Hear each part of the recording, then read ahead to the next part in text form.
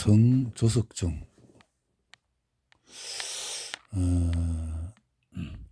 깨소금, 참기름, 들기름 맛이 골수할수록 위험하다. 벤조피렌은 고기류를 태울 때만 발생한다고 오해할 수 있다.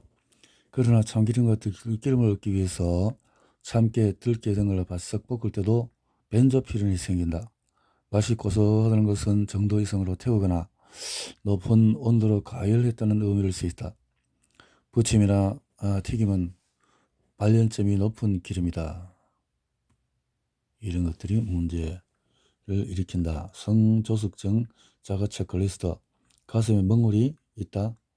가슴이 살짝만 부딪혀도 아파하거나 불편한 기색이 있다. 음모나 앵모가 자라기 시작한다. 머리 냄새는 물론 땀 냄새가 부쩍 나게 된다. 얼굴에 피지 분비가 늘어나고 여드름이 난다. 갑자기 키가 1년에 7에서 8cm 이상 자랐다. 엄마의 초경이 남들보다 빨랐다. 저체중으로 태어났는데 아이의 성장이 빠르다. 아이가 과체중이거나 비만이다. 엄마 아빠의 평균 키에 비해 아이가 많이 큰 편이다. 생리통 학습 장애 체크리스트. 적용 이후에 시험에서 실수가 잦아진다. 공부하고 싶어도 계속 졸음이 온다. 계속 짜증이 나고 감정 기복이 심해서 공부에 집중을 못한다. 공부를 오래 해도 성적이 계속 떨어진다. 시험 당일에 제 실력을 발휘하지 못한다. 과한 학원 스케줄로 인한 피로가 쌓인다. 생리량이 많아서 빈혈이 빈번하다. 생리하기 전에도 허리나 아랫배에 통증이 있다. BMI 분포 중에서 95%의 사례가 A보다 체질량 지수가 더 작다는 것을 의미한다. 체성분 검사. 체성분 검사는 몸 안의 체지방량, 근육량, 수분량, 인체 사이즈 등을 분석해주는 검사이다. 체성분 검사는 여러가지 장비와 방식이 있지만 그 중에서 가장 접근성이 좋아 보편적으로 쓰이는 방식이 바로 인바디 검사이다. 인바디는 체성분 분석 검사기의 한 상표명이지만 대중에 널리 알려지면서 체성분 검사 자체를 의미하는 용어인 것처럼 여겨지게 되었다. 마치 우리가 인공조미료를 가장 대표적인 상표명인 미원이라고 부르는 것과 마찬가지다. 여드름 치료. 성조석증과 빠른 사춘기가 온 아이들을 치료해보니 그 중에서 대부분은 여드름 증상이 동반되었다. 딸아이가 둘이 나는 그 마음때에 여자아이들의 외모에 대한 열망을 누구보다도 잘 알고 있다. 또한 12년간 주니어 여드름 클리닉을 운영해오며 여드름을 상충하지만 누구나 나타나는 현상 정도로만 생각하며 대수롭지 않게 여기는 어른들과 달리 아이들에게는 얼마나 커다란 고민거리인지 숱하게 보고 들었다. 피부에 여드름이 나면 아이들은 신경이 예민해지고 만사의 자신감을 상실할 위험마저 있다. 친구 관계가 위축되거나 대인 기피증이 생기기도 한다. 나트륨을 적게 섭취하는 구체적인 방법은 뭘까? 우리나라 사람들이 짠맛을 섭취하는 주된 공급원은 국물 요리로 알려져 있다. 집집마다 일주일에 한두 번씩 반드시 끓여 먹는 된장찌개나 김치찌개를 떠올려보자. 짠맛이 입맛은 돋우지만은 재료가 되는 된장이나 김치 자체가 높은 농도의 소금물을 베이스로 만들어졌음을 상기해야 한다. 국 종류는 더욱 문제가 심각하다. 찌개보다는 비교적 간이 심심해서 괜찮을 거라고 생각하기 쉽지만은 일상 속 환경 호르몬은 비스페놀 A, 비스페놀 A는 내분비의 교란, 돌연변을 일으키고 아이들의 학습 인지 능력을 저하시킨다고 알려져 있다. 비스페놀 A, 포틀라이트, 딱딱한 플라스틱을 두드럽게 만들어주는 물질로 살충제, 방충제, 바닥재뿐만 아니라 샴푸, 화장품, 식품 이렇게 기형아 출산에 관여한다. IQ 저하에도 집중력을 떨어뜨리기도 한다. DDT는 농약으로 여성 호르몬 에스트로겐과 또 이렇게 교란한다. 다이옥신, 태운 고기에서 나오는데 역시 그런 이상을 일으킨다. 성장은 타이밍이다. 성장 고진의 사료와 성장 치료. 닥터 하우가 제안하는 건강하고 바른 수면 습관은 성장 호르몬의 원활한 분비를 위해 밤 10시 이전에는 꼭 잠자리 든다.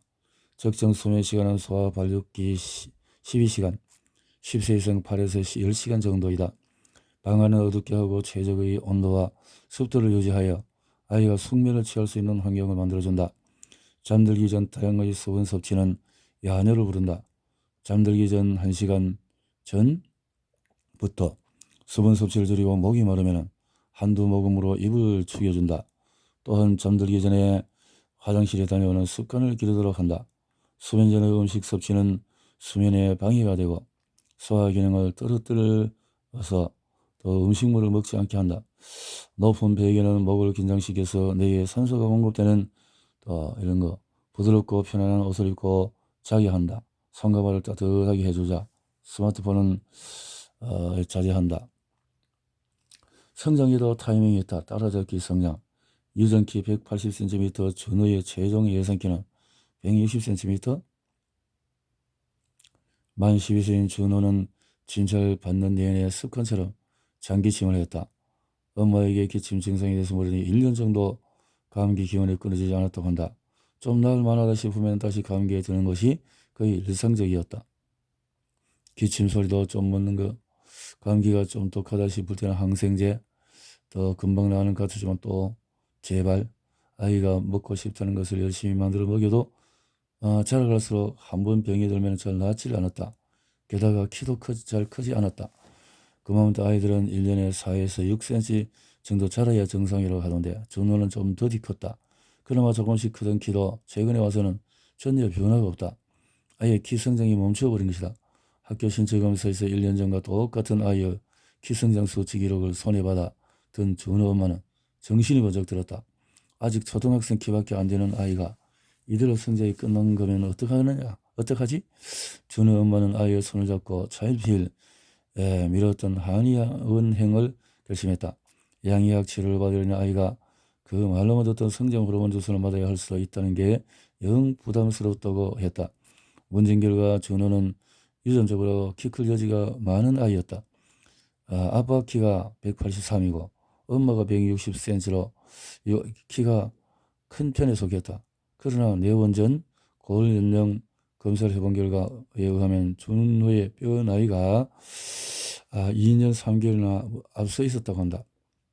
실제 나이보다도 문제가 소아 발육 표준 시상 정상 수준보다도 현저히 미달했다. 성장을 위한 기초 체질의 뒷받침도 체력상의 여력도 전혀 없는 최악의 상황. 어떻게 하면 될까? 올바른 성장은 면역력 강화가 답이다. 민기 문제는 몸이 외부로부터 들어오는 병적인 요인을 스스로 이겨낼 수 있는 면역력이 부족하다는 것이다. 아토피와 알레르기 또 이런 것들이 면역력을 키울 수 있어야 한다. 몸에서 면역력을 과하게 일어나느냐 아니냐 하는 것과 면역력이 강한지 약한지는 다른 의미인 것이다. 면역력이 강화되면 몸의 면역 반응 자체도 과하거나 모자라지 않게 정상적으로 일어난다. 몸 면역력을 강화하는 방법은 어떠신 것일까? 면역력을 키워주는 비법은 아마 이 소 제목을 보고 귀가 설기되지는 부모들이 적지 않을 것이다. 툭 하면은 감기에 걸려서 높은 열에 시달리고 코가 막혀서 잠도 제대로 못 자는 아이들을 보면은 엄마 아빠는 안타까움을 넘어서 속이 쓰리다. 도대체 그 면역력이란 것은 어떻게 해야 생기는 녀석인지 눈에 불을 켜고 찾아보고 싶은 마음이 굴뚝같을 것이다. 한방에서는 감기를 감모 혹은 상풍한이라고 한다. 바깥의 바람이라 한냉한 나쁜 기운이 몸 안으로서 상처를 남긴다는 의미다. 현존하는 동양의학 서적 중에서 가장 오래된 의서인 황제의 내경에는 사기가 인체에 들어오는 것은 전기가 허하기 때문이라고 쓰여 있다. 이를 현대식으로 풀이해보자면은 사기는 감기와 같은 병을 말하고 전기는 면역력을 의미한다. 병에 걸리지 않고 건강을 유지하기 위해서는 면역력을 키우는 것이 중요하다는 사실을 말하고 있는 것이다. 성조석증 예방과 성장을 동시에 잡는 식단 구성 원칙 4가지는 필수 영양소를 포함해서 균형 잡힌 식단을 짠다. 성저숙증 예방에 효능이 있는 식품을 적극 활용한다. 싱싱하고 무해한 자료를 사용한다. 건강한 조리법으로 요리한다. 성조숙 증가, 바른 성장에 대한 EBS 교육, 윤정선 한의학 박사, 윤정선, 그렇지. 예, 성조숙증에 대해서 이렇게 한의학 박사로서 책을 썼군요. 예, 지방세포가 조절나 본교 시간이다. 그러나 비만이 된다면 사정날이다. 지방세포에서 생성되는 호르몬인 렙틴의 혈중 농도가 상승하게 되면서 때이른 사춘기를 유발하기 때문이다. 혈중 렙틴 농도는 체지방량에 비례하여 증가한다. 포만감 호르몬이라고 불리는 렙틴은 중추신경계의 체지방량의 정보를 전달하는 역할을 한다. 렙틴의 정보 전달에 의해서 우리 몸에 축적된 체지방량이 성적 성소를 가져올 만큼 충분하다고 판단되면 뇌는 2차 성징을 부르는 성호르몬을 분비하도록 만든다. 비만이 되면 렙틴의 기능이 활발히 진행되면서 성호르몬 분비를 촉진시키는 결과를 가져오는 것이다. 환경호르몬 역시 빼놓을 수 없는 성조숙증의 발생 요인이다. 아이를 키우는 엄마라면 환경호르몬이 아이들 몸에 좋지 않은 영향을 얼마 전에 대형마트와 백화점에서 발행하는 영수증에서 환경호르몬인 비스포넬 A와 S가 검출되는 보도가 나왔다. 가방이나 지갑을 열어보면 항상 영수증이 한두 장쯤 손에 잡힌다. 거기에 환경호르몬이 묻어있다니 안심하고 살기 참 어려운 세상이구나 하고 걱정부터 앞선다. 환경호르몬은 실제 호르몬이 아닌 인공화합물이다. 우리 몸 안에 들어가면 마치 호르몬처럼 작용하기 때문에 그런 이름이 붙었다. 호르몬은 우리 몸의 몇 군데 기관에서 분비되어 혈액을 따라 흐르다가 목표 부위에 닿으면 비로소 제 역할을 해내는 천연화학 물질이다.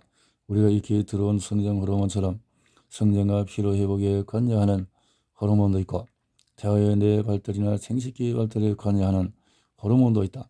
심지어 체온 조절이나 감정 조절을 담당하기도 한다. 요약하자면 호르몬은 우리 몸의 기관과 조직이 활동하는 것을 돕거나 억제하는 중요한 물질이다. 적은 양으로도 요리 맛을 좌우하는 양념처럼 몸에서 극소량 분비된다. 환경 호르몬, 여성 호르몬, 에스트로겐 같이 내분비 교란 물질이다. 이런 것도 있다. 또 정신적인 스트레스는 만병의 근원이고 성조숙증도 예외는 아니다. 스트레스 정도의 차이에서 보는 사람은 없을 것이다. 그러나 스트레스는 우리 어른들의 전유물이 아니다. 아이들도 상당히 스트레스에 시달린다. 입시를 앞두고 아이들이 또 성취 동기를 부여하고 수면 부족. 요즘 아이들은 정규 수업을 마치고 집으로 갈 수가 없다. 방과후의 활동과 학원에 가야 하기 때문에 곧장 집으로 오는 아이들도 이렇게 스트레스, 성조숙증을 불러올 소지가 다분하다. 유전적 요인은 엄마가 자기 또래 친구보다도 초경이 빠르다면 딸 역시 이렇게 사춘기에 접어들거나 한방에서 본 성조숙증의 원인은 한방에서는 앞에 적은 여러 가지 원인들 외에도 몸 내부의 병증을 중요히 요인으로 여긴다.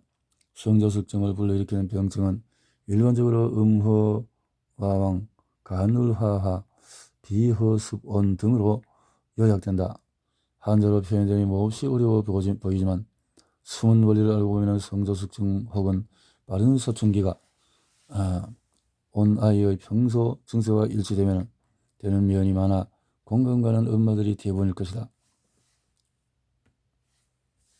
성조숙증 치료의 성패는 골든타임에 달렸다. 첫달의 이른 생리 시작이라는 예기치 못한 해프닝에 당황했던 나는 속절없이 보냈는데 타이밍이 있다. 성조숙증 자가 새기는 가슴이 멍어리가 젖어고 뭐 냄새가 나고 이런 것 등등 였다. 두뇌 활동에는 탄수화물이 필수다. 당분이 든 음료수와 과자, 빵 등의 과다 섭취로 인해서 탄수화물은 다이어트에 적이라는 인식이 팽배해 있다. 그러나 영양소로서 탄수화물은 생명활동을 위해서 필요한 에너지다. 우리가 근력을 위해서 탄수화물이 필요하다. 정력선 두뇌의 탄수화물에 대한 에너지를 말하고 있는데 요즘은 지방 에너지를 또 강조하는 이제 시대적인 흐름이 있죠. 당분 중독증이란 스트레스가 쌓이면 초콜릿, 과자, 정신없이 먹게 되는 종양이 있다. 근데 이것을 단순한 개인의 습성이라 할 수 없다. 과학적으로 일리가 있다. 단계이기 때문에 스트레스를 위해서 당긴다. 이러는 거죠. 메치오닌이 호모시스테인이 되었다가 다시 호모시스테인으로 변하는 과정을 거친 것이다. 메치오닌이 많은 함유된 음식은 쇠고기, 돼지고기, 닭고기 등 또 육류와 달걀, 우유, 치즈 등이다. 이런 식으로 소금 메치오닌이 몸속에 들어가서 분해되어 만들어진 시스테인은 우리 몸 안에서 여러 가지 중요한 일을 한다. 우선 시스테인은 우리 몸의 모발, 손톱과 발톱, 피부 등을 구성하는 성분이다. 콜라겐을 생성하고 피부를 탱탱하게 만들어주기도 하고 방사선에 노출 위험이 처하면 방사선으로부터 우리 몸을 보호해주고 호모시스테인이 뭘까? 저밀도 콜레스테롤이 많으면 혈관에 쌓여서 동맥경화, 심근경색, 고혈압 등 심혈관 질환을 일으킨다. 저밀도 콜레스테롤 못지않게 혈관에 악영향을 미치는 물질이 또 있다.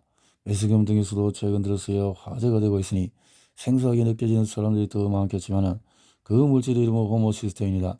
호모시스테인은 필수 아미노산인 메티오닌 분해되어 시스테인이라는 비필수 아미노산으로 변하는 몸속 대사 과정의 중간 단계에서 생겨난다.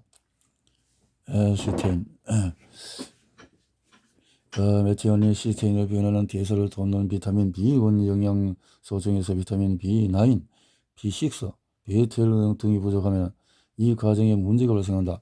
시스테인의 전 단계인 호모시스테인이 시스테인으로 재바뀌지 못하거나 다시 메티오닌으로 재합성되는 대사가 안 이루어져 혈액중에 쌓이는 것이다.